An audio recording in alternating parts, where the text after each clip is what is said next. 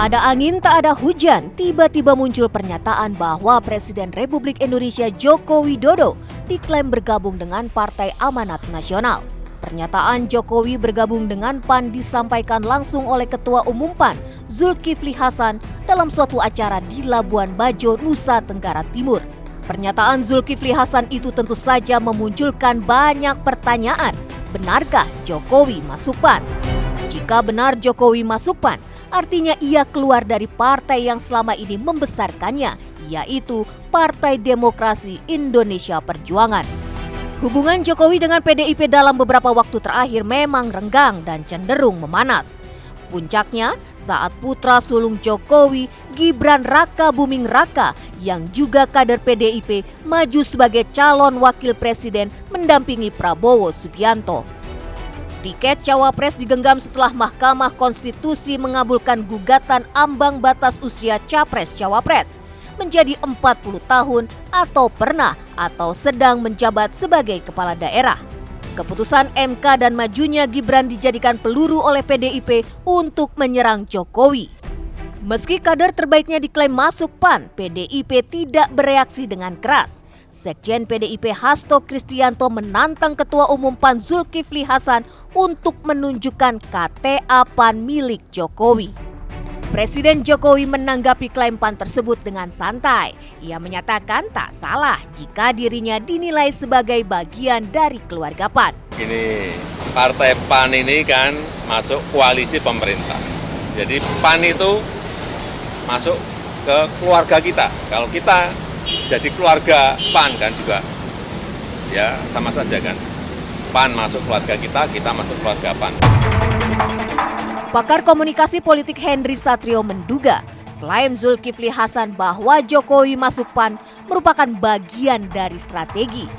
Sebagai partai yang tidak memiliki figur sentral, PAN harus bermanuver untuk mendapatkan dukungan dalam pemilu 2024. Mereka melihat adanya potensi suara dari pendukung Jokowi yang tengah gamang. Itu strateginya Pak Julhas saja untuk mendapatkan suara. Karena ya kita sama-sama memahami bahwa saat ini PAN tidak memiliki tokoh sentral pasca Pak Amin Rais membuat partai baru, Partai Umat gitu ya. Walaupun PAN yang mendirikan juga Amin Rais, tapi namanya dia tinggalkan partai yang dia dirikan. Nah, sepeninggal Amin Rais, ya memang akhirnya PAN tidak memiliki tokoh sentral lagi. Henry meragukan Jokowi mengambil keputusan berani dengan meninggalkan PDIP dan masuk ke PAN. Klaim tersebut harus dibuktikan oleh PAN karena menyangkut seorang tokoh yang memiliki pengaruh luar biasa. Isu ini harus dibuktikan apakah fakta atau tidak. Kalau fakta, ya akan sangat mengejutkan ya. Karena Pak Jokowi, seperti tadi pertanyaannya, kenapa kalau mau meninggalkan PDI Perjuangan, kenapa masuknya ke PAN? Kalau jawaban singkat dan pragmatisnya, mungkin PAN memberikan kunci rumah ke Pak Jokowi. Jadi artinya silakan Pak Jokowi mau jadi apa di PAN. Mau jadi ketua umum boleh, mau jadi ketua Dewan Pembina juga boleh, mau satu keluarga masuk PAN juga boleh, kira-kira begitulah. Perihal keretakan hubungan Jokowi dengan Megawati juga PDIP, hal itu dinilainya bukan menjadi pemicu. Jika ternyata Jokowi masuk PAN, ia meyakini karena ada tawaran luar biasa untuk Jokowi. Tawaran itu salah satunya berkaitan dengan masa jabatan Jokowi yang akan segera berakhir. Pak Jokowi dan PDI Perjuangan punya sejarah panjang, lebih panjang dibandingkan dengan sejarahnya Pak Jokowi dengan PAN.